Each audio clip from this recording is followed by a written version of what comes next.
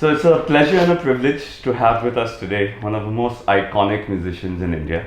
He's a pioneer, he's a pathbreaker, and he's one of the most prolific musicians from the country. Over 150 albums to his credit. Yes, you heard that right, 150. And 50 film projects as well. Mr. Bickram Ghosh. Thank you. Bickram da, it's been a long journey, but we're gonna hit the rewind button for a lot of your fans and our followers as well. You come from a lineage, you come from a musical family. Right. Your father was a great pandit, Shatadru Ghosh, your mother was a singer as well, yes. How was it growing up in an artist family? It's very different from, other families, so. Well, I grew up different from even artist families. It was an artistic family. B, I grew up even more differently than normal artist families. I'll tell you why. So I was born in Calcutta. When I was 1 year old, I was whisked off to the United States, where both my parents were teaching at the Ali Akbar College of Music. Sure. And so from the age of 1 till almost 6, I was in San Rafael, growing up there in the Bay Area. Lovely. One fine day, my father woke up, so to say, that's what I heard from my mother, and said, "We're going back to India." And within 2 months, we were back to India. And this is the India of 1971, 72, when it's a lot of load shedding and no color television and complete culture shock, because I was used to 24-hour television. We used to have American food, so breakfast was cereals, and you come back here and it's a completely Bengali atmosphere. So there was a big culture shock. And when I came back here, I was put into La Martiniere for Boys, which is a very, very good school. The interesting thing was, my home life was purely classical music. And in school, in those days, in the 70s, there was nothing remotely Indian classical in school. So it was all. Even now, it's not much. But then it was like with a vengeance, So in La Martiniere, we had Anglo-Indian teachers, and Mr. Menezes, a famous pianist, used to teach us some songs and stuff. So music classes, and we had a band at school which was called the Satellites. Okay. I was the conga player in the band, and at home I was learning pure classical tabla. Even a bit of sarod I was learning. There was such a contrast between school life and home life that I think that juxtaposition was what eventually led to the fusion music of later years, But what was interesting is that I was in school till 1:20 in the afternoon, and we were doing, Bee Gees covers, Beatles covers, Rolling Stones, and I would walk down from school to where my mother used to learn, which is Bade Ghulam Ali Khan Sahab's house. She used to learn from Munawwar Ali Khan Sahab, the great singer, his son, Ghulam Ali Khan Sahab's son. I would walk and I would enter their house because Ma was learning there, and I would hear the strains of Kinare Kinare, Ayana Balam, and all this Patiala Gharana, pure classical singing, khayals and thumris. And I would enter in my school uniform, and Khan Sahab used to say, "Beta aa gaya, come sit and play with us." So that contrast was very strong, and day after day, year after year, that was happening. So I would then go back home with my mother in the evening and then study. And so I did a master's in literature eventually, and I was doing music, classical music. So it was a very, there were diverse energies at play in my upbringing, Daily life was like a switch, It was like a switch. It was really like a switch. And then imagine, I had been in America till I was 5.5, and then come back here, and then this kind of, swapping around of headspace was going on. So I think that was important because later on it bore fruit, so to say. But then it was very difficult and it was very complicated. My head was zipping and zapping around, you know, all these genres and all these societal differences, and the world of classical, the world of Le Martiniere, and the Lord's Prayer in the morning, and then coming home, and you know, we had a great Gurudev from Matri Shongo, and there's a lot of cultural differences. So I think that's very important in my upbringing. Okay. And as it's so obviously going through this as a teenager, and you know, teenagers are like naturally rebellious. Of course. Did you have that? No, I want to play rock, or you know, I want to do classical, or you know, was there a conflict in you at any point, or were you very comfortable with both? Like, no. There was tremendous conflict. Of course, there always is. I have a 17-year-old at home. I know what conflict is now. Again, freshly reviving that whole. So yeah, I was influenced by school, influenced by home, influenced by my reading, influenced by the US where I lived, and I was trying to grapple with all of this. And my growing up was not easy, because in fact, in my first album, Rhythmscape, there's a track called The Language of Innocence, where I actually used some dialogues from my childhood, because I had come back from America, and we used to live in this 4-storied house, and I used to watch the kids playing in the streets of Kolkata below, and I wouldn't have the courage to go and ask them, can I play with you? Because I would speak in a very heavily anglicized American accent, you know. I couldn't speak Bangla when I came back to Calcutta. I felt very alienated, but I used to want to play with them. So I used to look at them and I used to think, oh my God, I wish I could play with them. One day, maybe a year or a year and a half later, I mustered up the courage and I went down and I asked a friend of mine in Bangla, hey, am I khelte nahi? Will you take me to play with you? And this friend of mine said, who became a very close friend later on, said, chole aaye. And I've retained that dialogue in one of the tracks called Language of Innocence, where the character, a child's voice says, khelte nahi.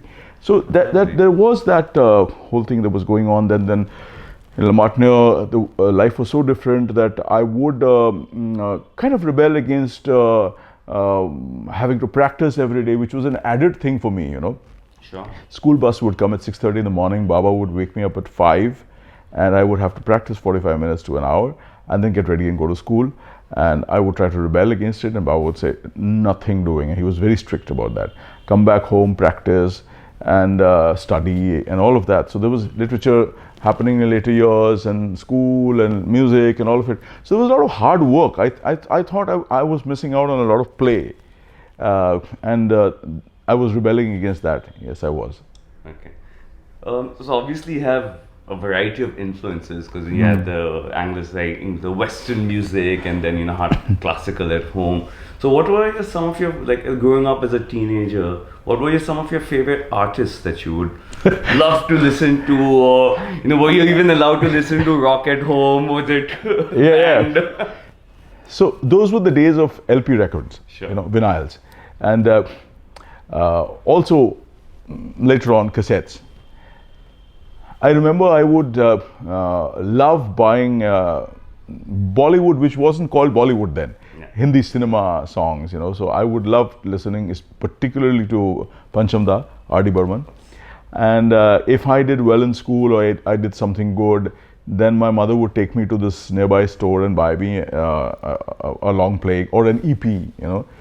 And I had quite a collection as a child. And I would listen to a lot of Panchamda. I used to love his work, and I would listen to a lot of Western music.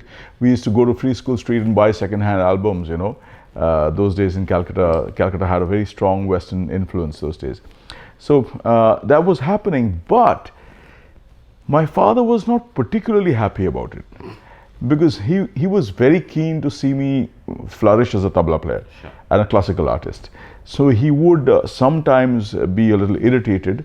He would not go to the extent of saying, no, don't listen, but he would say, can you stop that now and practice, you know. So there was a little bit of a tussle there, but I was very fond of the Bee Gees, the Beatles. I never knew I would meet and work with George Harrison later on, but I was listening to the Beatles. We used to do covers in Satellites, of the Beatles. Must have been an amazing experience to meet, like an idol, Yeah, absolutely. And then I was, of course, very influenced by R.D. Burman, and I was listening to a lot of Bollywood music and ghazals also, Ghulam Ali ji, and he used to come to our house because he's from my mother's Gharana, Patiala. I was influenced by a lot of things, myriad influences growing up, which is why I think all of it came in handy later on in the compositional years when they began, So, yes, R.D. Burman was a big favorite. The Beatles were a big favorite. I would listen to a lot of Bonnie M, later on Michael Jackson. I would love Elvis Presley. I would listen to Western classical as well. I would listen to a lot of variety, really, and including on the complete extreme end, Rabindra Sangeet and Nozul Giti, So, and Bhakti Mulok, Shyama Sangeet, everything. Bengali, that's inescapable. Yeah. You have that whole. So there was a culture cauldron sitting inside my head, and I was quite confused for many years as to what my identity was. The true kind of focus of that identity.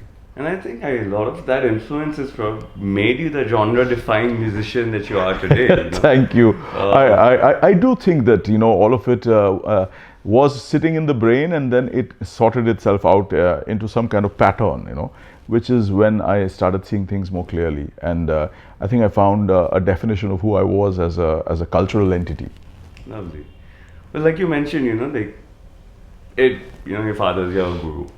He brought that discipline into you to practice tabla. Yes. So it is a lineage, but not necessarily that lineage always translates into a calling or a career. When did you feel that there were, the tabla was your calling, or Indian percussion was your calling? I'll tell you want to do it not because you've been told no, to but I have to tell you, before that, I have to tell you a very interesting story of my father, Sure. The gentleman sitting right here, he's always there inside me, I mean, he's gone now 7 years, but he's still always there. So Baba was doing something really crazy when we were in the US. I was all of 1.5, I think, or 1, I can't remember. I was just crawling, I guess. And he used to make a veritable chakra view of tablas around me as a toddler.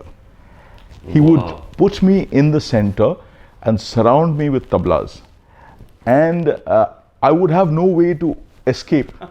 There was no opening that I would be able to get out of, So I would inevitably go and strike one of the drums, which is what he hoped I would do.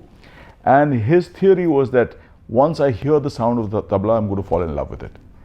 And that's what happened, because so amazing. I would just go and bang, tang, this beautiful sound, And later on, he saw to it that I had training in sarod, because he loved the sarod as well. But if he would put me in a room to practice sarod, I would eventually start playing the tabla. And at one point, he realized that this guy is in love with the tabla, so let's stop the sarod now, But it did come in handy, even the sarod later on. But let me say this also, that much later in life, there was a sort of a crisis. I was maybe late 20s, early 30s, and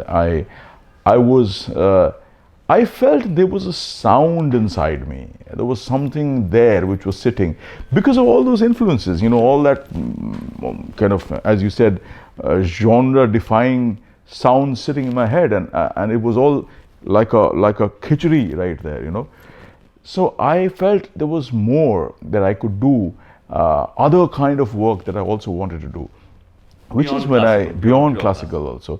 So which is why I then kind of took that very difficult step and very almost frightening step to step into this unknown world of composition, which I had no credentials for, or I had no training in. So that, I think, that's how that stemmed, because I had that kind of crisis was there sitting to erupt one day. Good, thank God you had that crisis. I thank God too now. Pioneer of fusion music. So that's where I think that came from. Your father's obviously a big influence in your life. Yes. So what traits of his do you see in yourself now? personally and also as a musician, as an artist? That's a great question. Actually, I see more and more of him nowadays. As I age, I see more and more of him. Let's start with the personal first, Sure. because a lot of the music stems from who you are as a person. Baba was a very generous man, very generous. He was not very particular about earthly possessions, so to say. You know, he was a sadhak in that sense. You know, it was like, you know, I have my tabla, that's it. You know, what else do I need?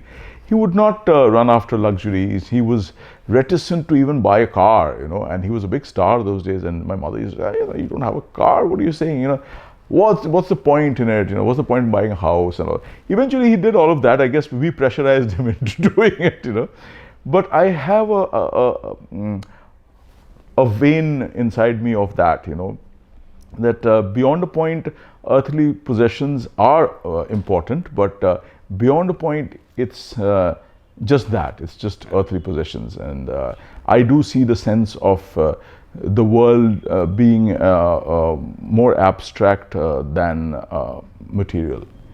So that's what I imbibed from him. He was very short-tempered. I've been short-tempered all my life. I still am, but I do a lot of meditation.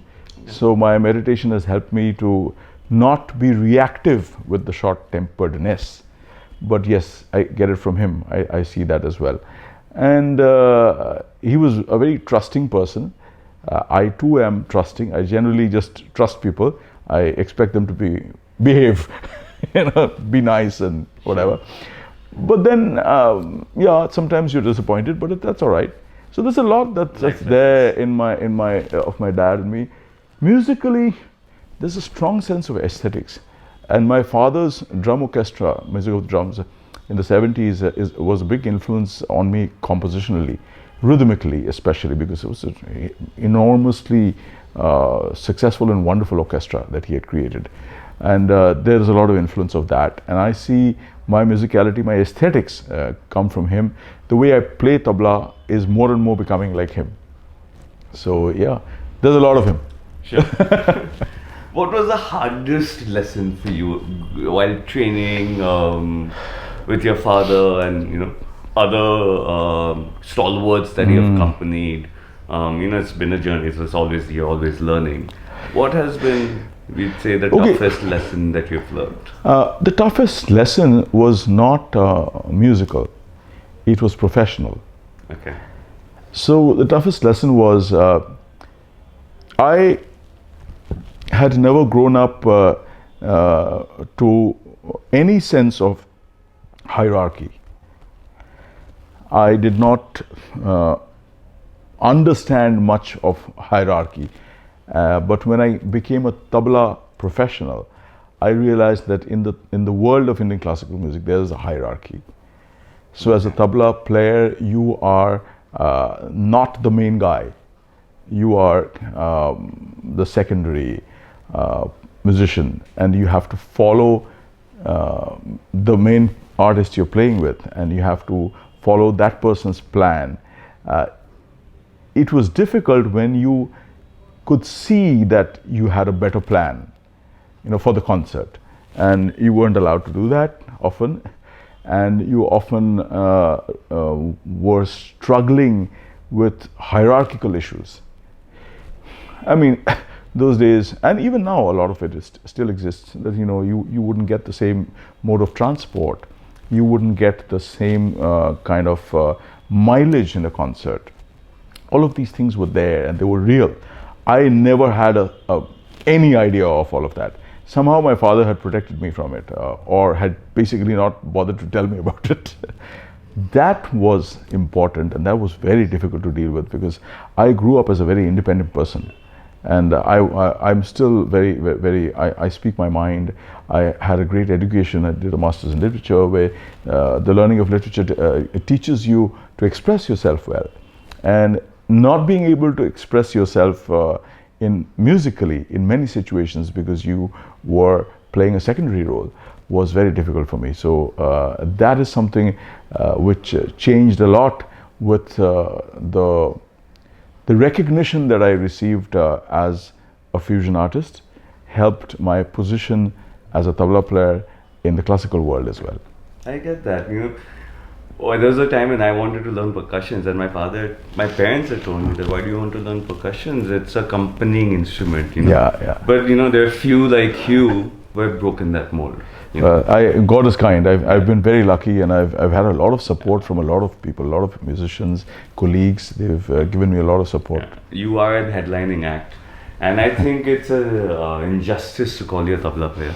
No, call me a tabla player, but not to call me. I am and will forever be a tabla player, essentially. But I am not just an accompanist.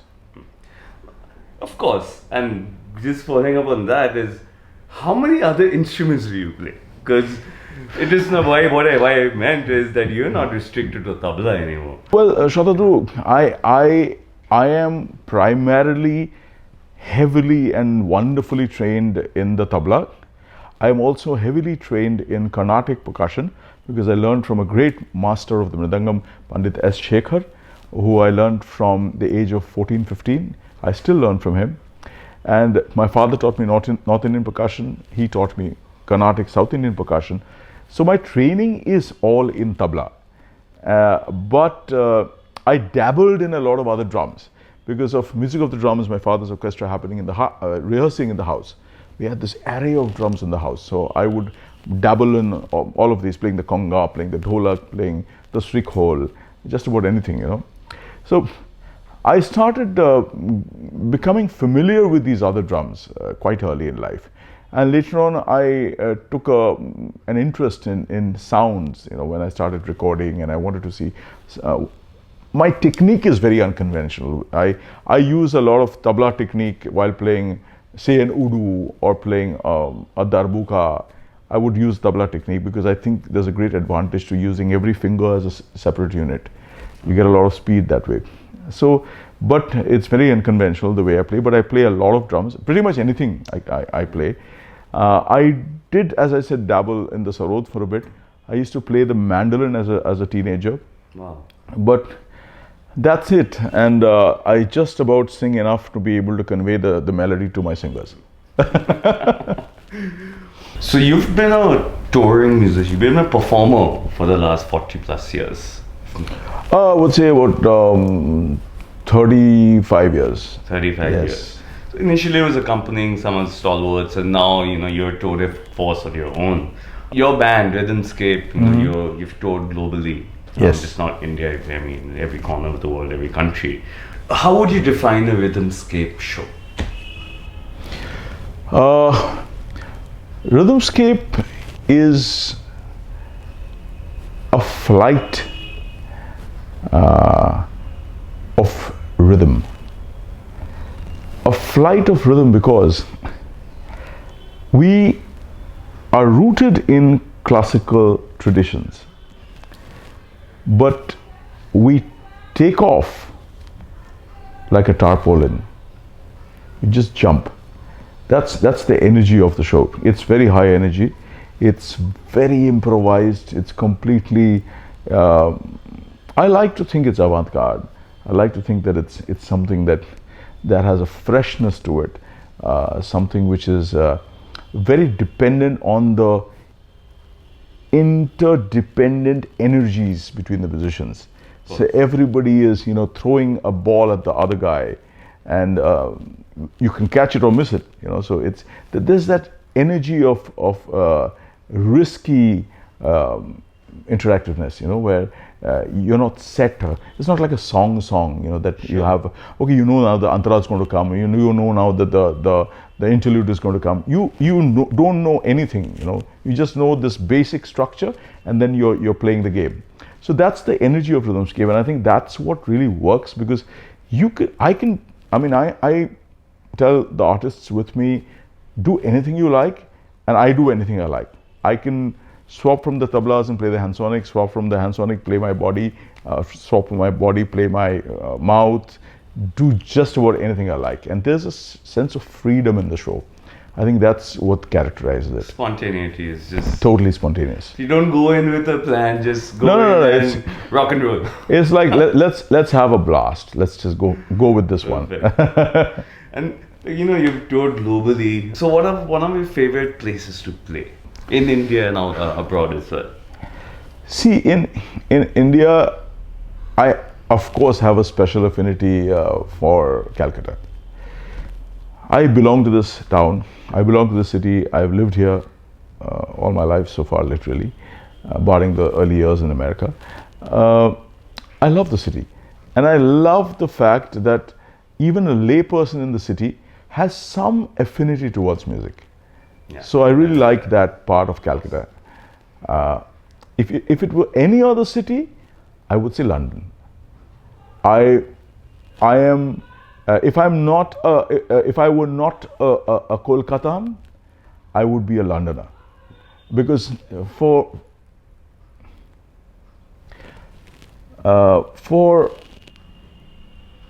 my if you look at my formative years, I was studying English literature. When I first went to London on tour in 1990, I had so much in my head already. I had studied Shakespeare. I had studied. I was looking for Baker Street. I was looking for Sherlock Holmes and Abbey Road.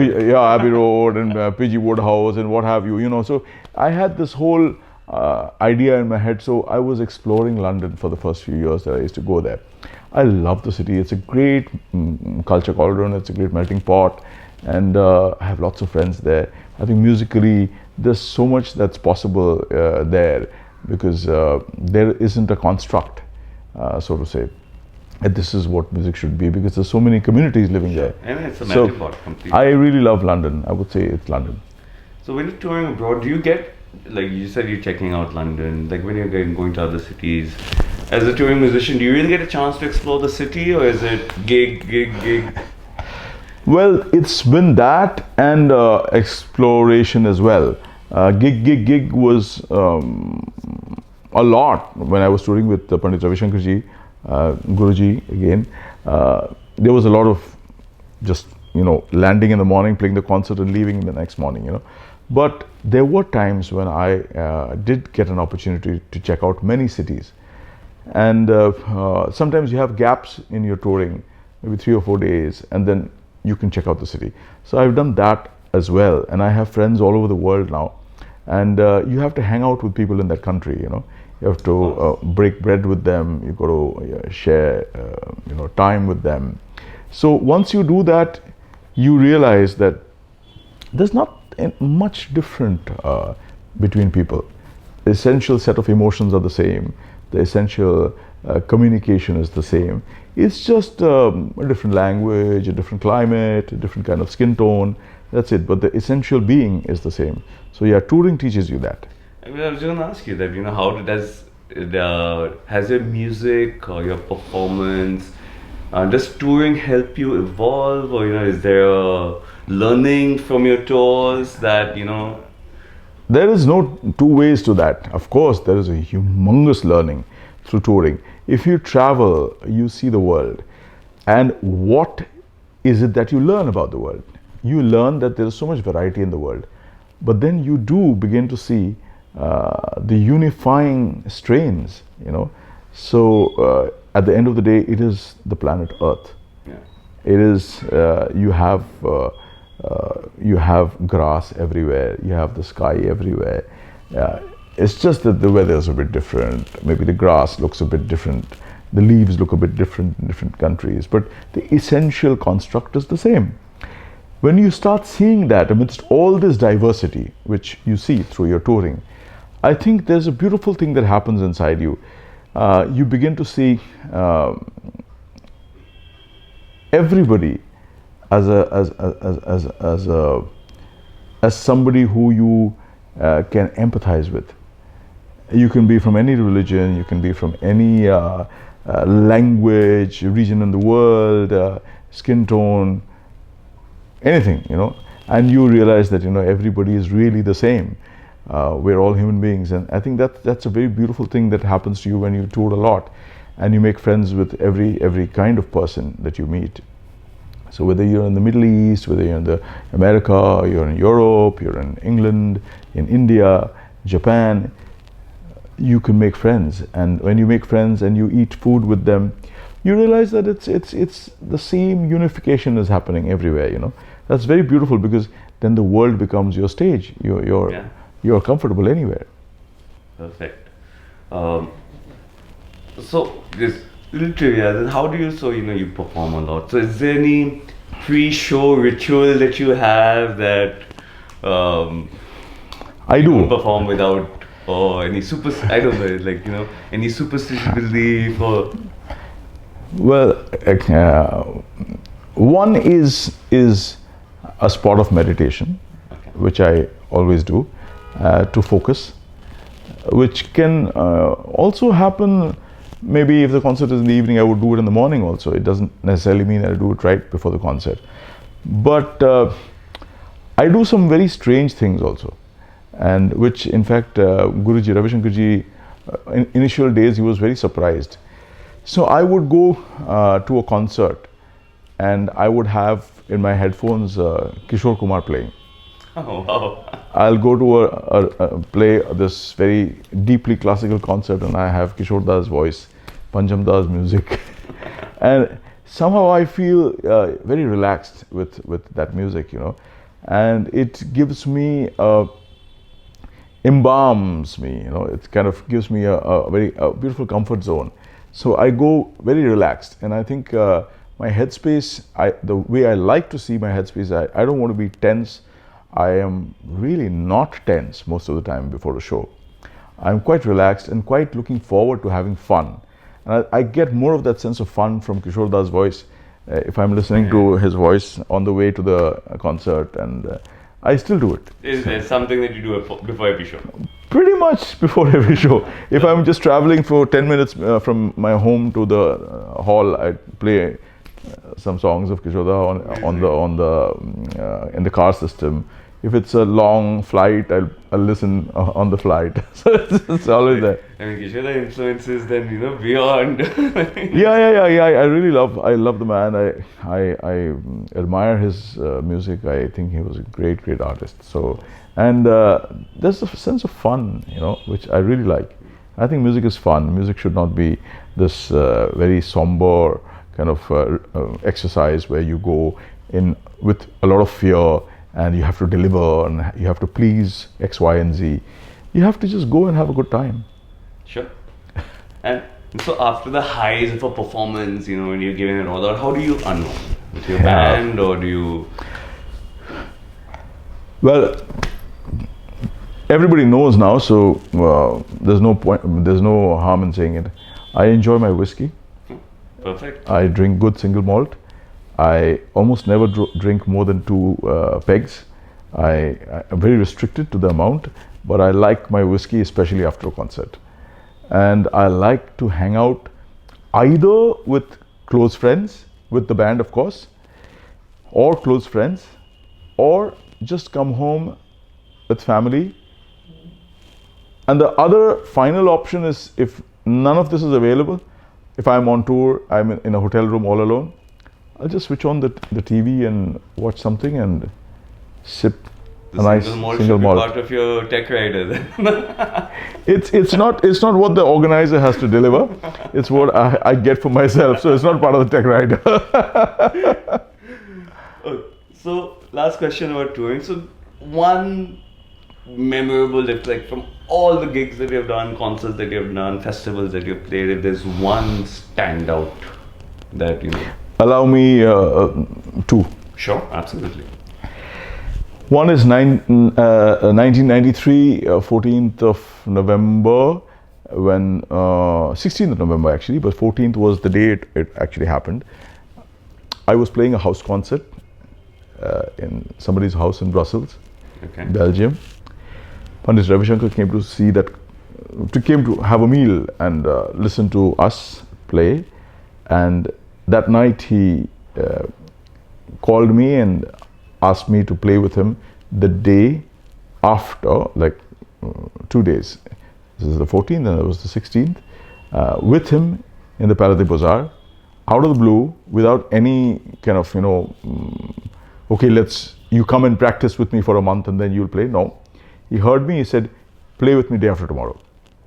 So that concert was completely something that changed my life, because I was catapulted. That was the first time you played with him? First time I played with him, literally straight on stage. Tiny bit of rehearsal in the hotel room. But it was something that catapulted me to becoming a musician of importance from being a struggler. So that was a huge, big break for me. And that was the first show in your more than decade-long association with him, if I'm not mistaken. Yeah. It was. I played with him for 12 years continuously, and that was the beginning. Hundreds of concerts I played with him, and that changed my life. I became somebody else. I became another musician. This is why I call him my guru. I learned accompaniment from him. I learned life skills from him. And amazing. I mean, it was God's gift. I mean, you don't get that kind of thing. That kind of thing doesn't really happen. A pivotal moment, I guess. Absolutely, it just completely changed my life. So that's the first one. The second is the first concert of Rhythmscape.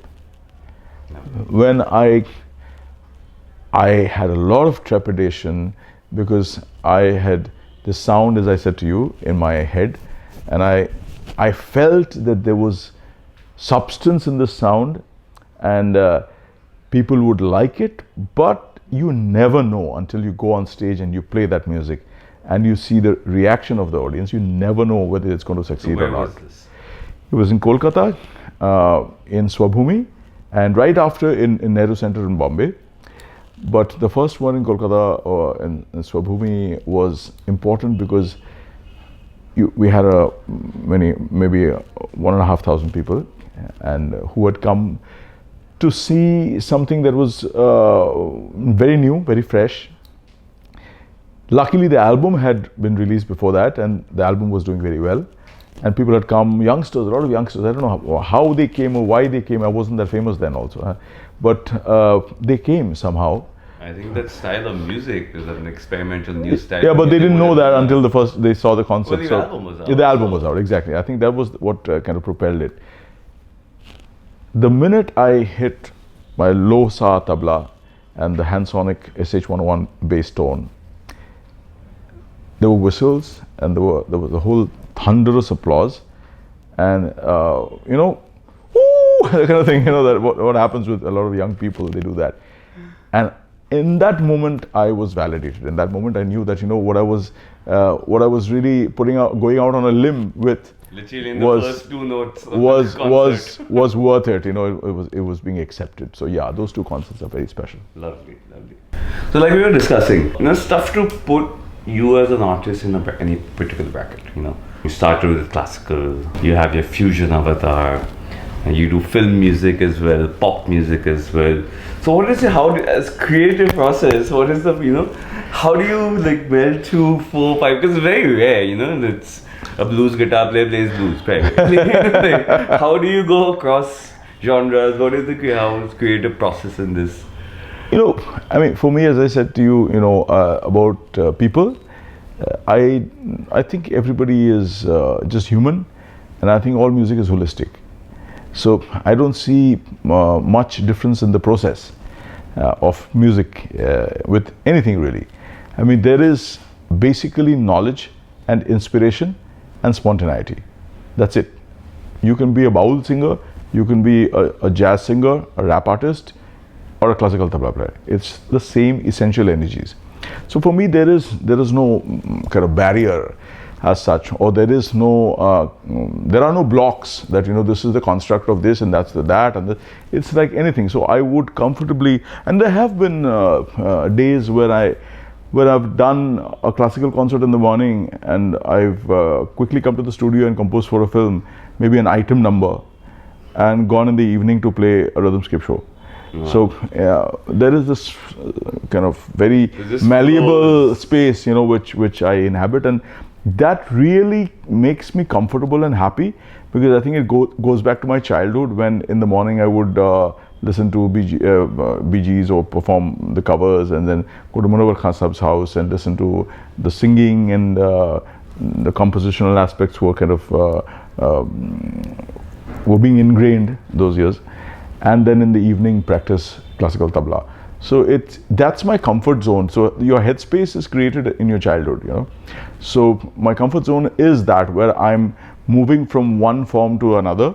And if I'm not doing that for a while, so if I'm on, say, if I'm on a rhythmscape tour, and I'm not doing anything other than rhythmscape for a while, I would start getting jittery.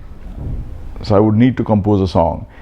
I would need to play some classical tabla. So that's how I'm made.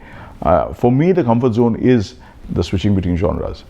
Because it's a tremendous creative output that, you know, like it's wonderful, really. I mean, I feel very, very blessed that, you know, I've had these opportunities. And see, I mean, it could also have been that I had it all inside my head and I didn't come out, didn't get those opportunities. So I mean, as a classical tabla player, I got to play with the greatest and the best. You know, I mean, I was playing with Pandit Ravi Shankar. It doesn't get better than that. So, and then as a fusion artist, we were doing concerts at any and every kind of venue, starting from college concerts to even very, let me say, a Joe's pub. We were playing a Joe's pub as an Indian band, you know, and then doing these huge concerts, doing Barcelona Forum, thousands of people.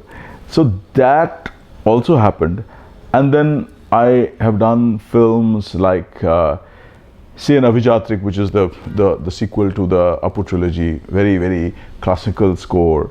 And then there is a very commercial score which I've done for, say, a film like Bhumkesh, you know, or a film like Jal, where, you know, which me and Sonu Nigam got the Oscar contention for.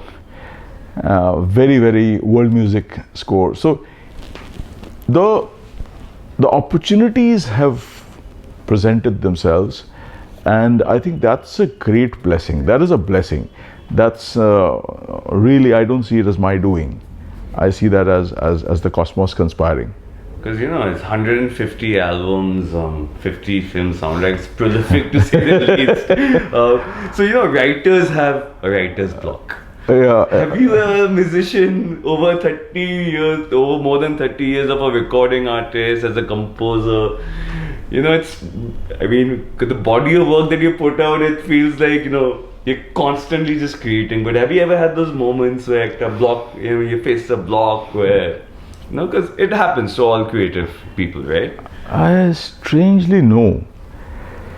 I mean, I just hope it continues. Fingers crossed, you know.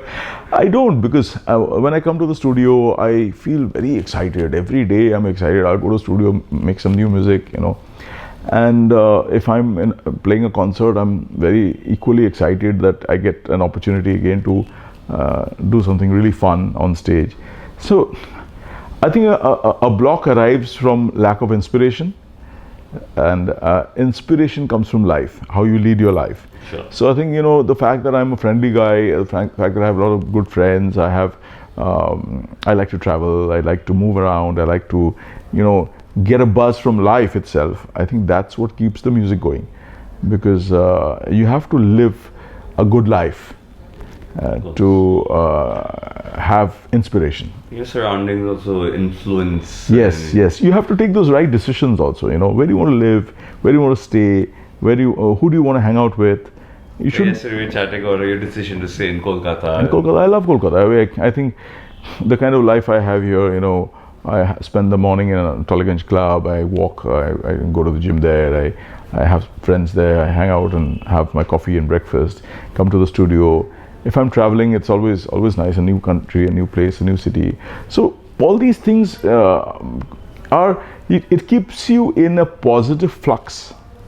There's a churning. And once you stop churning, I think there's a chance to lose the inspiration. Sure.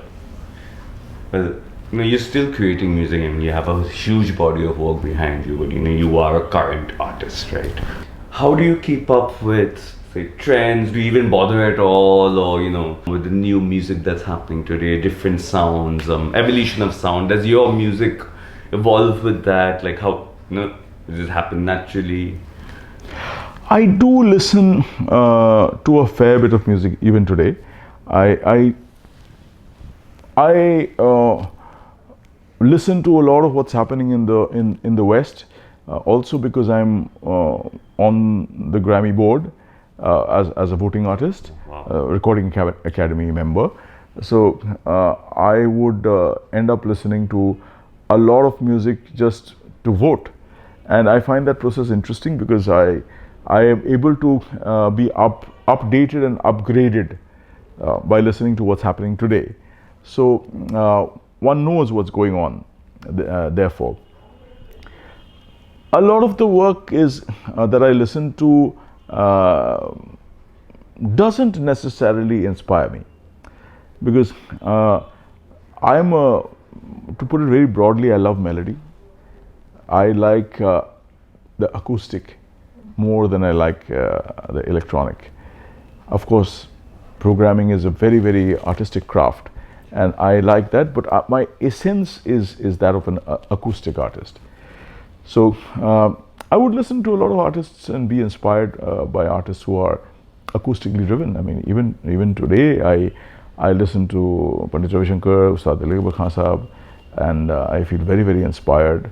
My father, Ustad Zakir Hussain, and many artists. I would equally listen to an Adele and feel, wow, what a voice, I listen to Diana Krall. I like her work.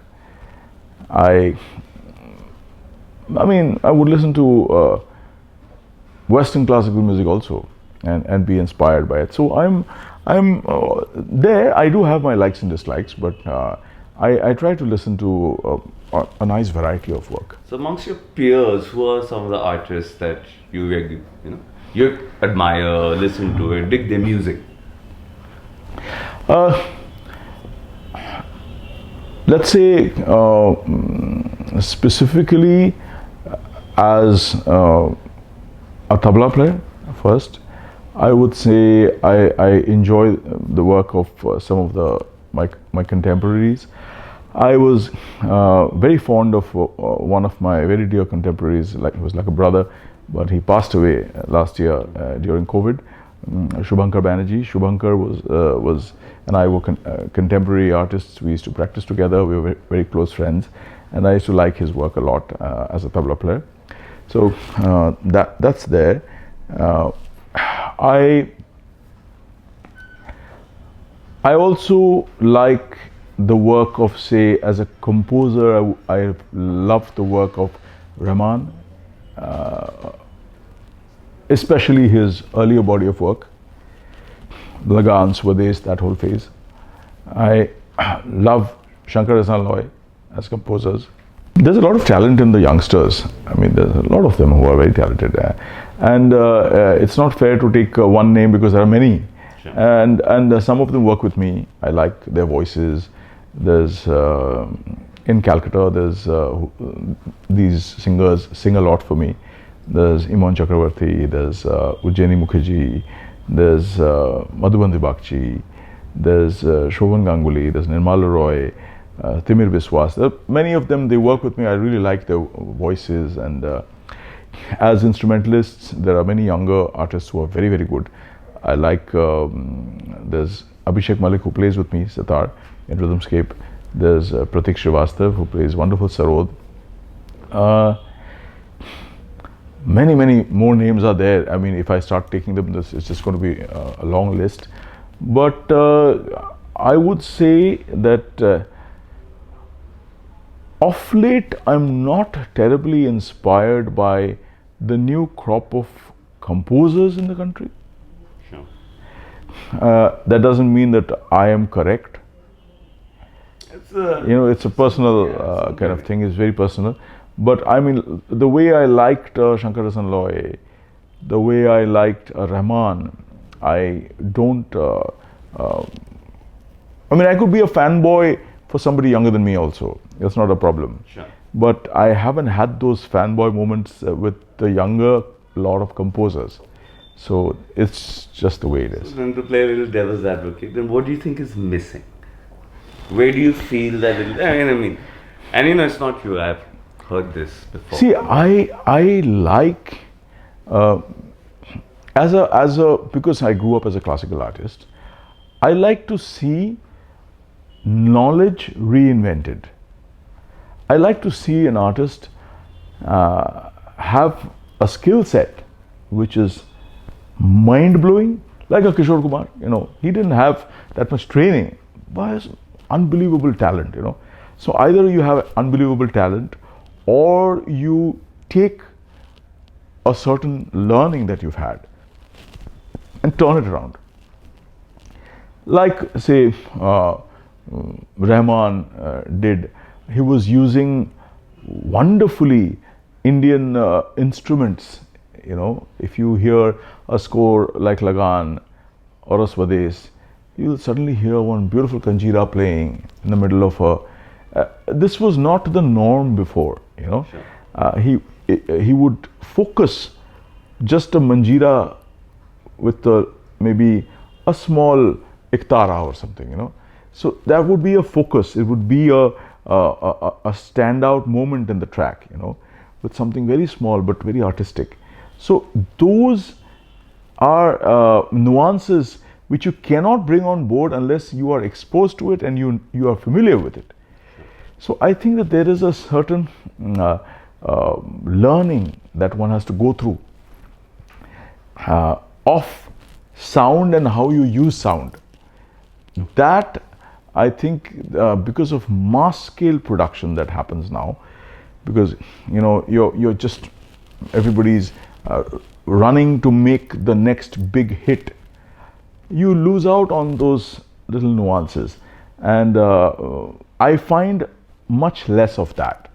I mean, Panchamda was doing such crazy, amazing work, you know, those days. You know, he was, I mean, using a bottle in Mehbooba, you know, that kind of thing, you know, beer bottle, or as I said, Rahman was doing that, and I've done a lot of crazy stuff myself in my. I've used my older son's voice when he was born in a track in Beyond Rhythmscape called The Birth of Innocence. So stuff like that I see less, and I miss that. Less experiments. Less experiments. It's like, you know, this is what's the order of the day. This is what people are liking. Let's make this. I think that's the catch. You know, you got to make what you believe in and what you like and what you are, and bring that to the table, and hope that people identify with it and like it. Right. You know, the industry has changed. Right? Of course it has. From the time you started, sounds have changed. Today, not only are you a prominent artist, but you're a label owner as well. Yes. How do you see this industry progressing? What has been the change from the time you started out to where you are today as a label owner? See, the label that I have started with 3 other partners is called Eternal Sounds. Just recently, I have had a label before, Melting Pot Productions, but this is very ambitious. And the 3 co-owners, Utsav Parekh, Mayank Jalan and Gaurang Jalan, are very dear friends, and they're top industrialists. And I requested them to kind of back good music. I think what is a big change that has happened is two changes. One is the movement away from the physical product. That's a big one. So anybody and everybody can today sit and produce music at home and put it out there, which is a great thing and not so great thing. So there's a lot of mediocre work happening out there because the filter is taken off. The filter is gone. But then a lot of wonderful artists who never got recorded are able to get recorded because of the system. So there's a pitfall and there's an advantage both ways. It works both ways. I think the other change is in the attitude of the music companies, which is why one started the label. There was a time when music companies were producing all kinds of music. Yes. I mean, you had an HMV producing iconic classical albums, you know. Ravi Shankar ji, Ali Akbar Khan Sahab, Vilayat Khan Sahab, Nikhil Banerjee, my father playing, Zakir ji playing, and Allah Khan Sahab playing. You know, just, a plethora of great work, all recorded in that era. Today there is a reticence to record classical music. And even if they record it, it's apologetically recording it and not putting it out there with any kind of marketing, you know. So that's kind of sad, because this is our humongous heritage. This is who we are as Indians. The same fate is with folk music, and with any music which is not mainstream. I think there is a reticence, and India has always been about different genres, you know. And I mean, what happened to the great ghazal albums, for example? Why is it that the music companies don't go out and say, okay, we will make another Jagjit Singh today. We will back this artist. There is tremendous talent. Let's back this person, you know. That's not happening. It's like, you know, whatever the youngsters are catching a fancy for is what the companies are running after. So they do not anymore create an atmosphere where true talent flowers. So that's where my company comes in. Agreed. You know, I've not seen this change. You know, You've been an A&R person. I've been lucky to do A&R at a time when, you know, I had a privilege to work with, you know, artists such as yourself, Rahul, to even, you know, Indian Ocean, Yes. Karsh Kale. So there was so a you see that variety of music, difference, which you know, today today. I don't see. Yeah. You know, today it's very blinders on, narrow. Yeah, I mean the whole the indie music scene in the early 2000s was so vibrant, you know. Sure. So it's somehow there's a lot of it happening, but I don't think the companies are putting any muscle power behind it and promoting it to make it the next big thing, a new sound, a new thing, you know. There is no. It is truly happening independently. I mean, seriously, a rhythmscape. Somebody in Sony Music had the vision to understand that this is something very out of the box. This is something that people will like, and they put it out there. They pushed it, and it was topping the charts for a decade across the country, across the world, really. I mean, so many nations it was doing so well. Somebody had the vision for it, you know. But what happened today? I mean, why is that that they don't want to do something avant-garde? You know, that A&R function has got replaced by your YouTube plays. Yeah, there you go. Numbers you get in YouTube. And then you don't know actually what the numbers are, because people are buying those views and people are influencing them, changing the, you know. So Yes. you know all of that anyway. Absolutely. So the next change in industry is coming in music. Now we are going from Web 2 to Web 3. I'm sure you've heard these terms, Metaverse. What's your take on it? Well, Metaverse. Well, you have brought the Metaverse to me. Oh, okay. Happy to. Yeah, you brought the Metaverse to me. I like the idea of, I've always liked, being a literature student, I've liked the word meta, because I was most familiar with that word which spelt metaphor. I love the metaphor. I think as a English honor student, you love that, and I see metaphors as larger than life things, you know. And the metaverse, verse is a word which also has musical connotations, you know. Sure. So I think metaverse is something that is going to bring about a lot of independence for the artist. I think the artist will in the near future become much more powerful through the metaverse. The artist is already powerful, but I think the metaverse will make him or her more powerful, and I just hope that power is used well by the artist, because as I said, the artist must, with all this power that is coming his or her way, The artist must be well trained, must have practiced the craft, must bring something to the table that is worth the metaverse, not the other way around. It is going out there into something fantastic. There's a world which is sitting there to be explored, which I'm so excited, doing this particular project with you and your team. But I have to deserve it as well. It's not just that the metaverse has to deserve Bickram Ghosh, it's the other way around as well. It's a collaboration. It's a collaboration. I have to be worthwhile, and that's the headspace that an artist has to have.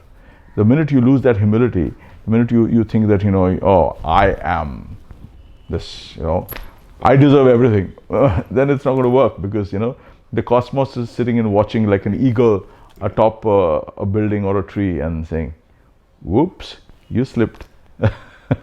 Yeah, I think all successful partnership has to be, it's a partnership.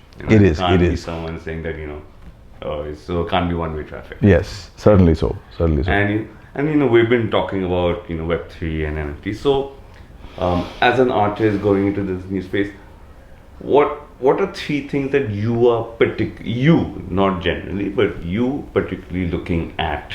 Like, how would you want to use this new tech, new platform? Well, definitely there is an opportunity to showcase much more of who you are via this platform. As an audio artist, people listening to a track of yours is, of course, a part of you is going out there. But through the metaverse, you are able to put in way more information. So a track will be out there to listen, but then you can click and get so much more information. And there is much more of the artist which is going out there. So the artist can recreate a lot of things into that metaverse, which is his or her signature.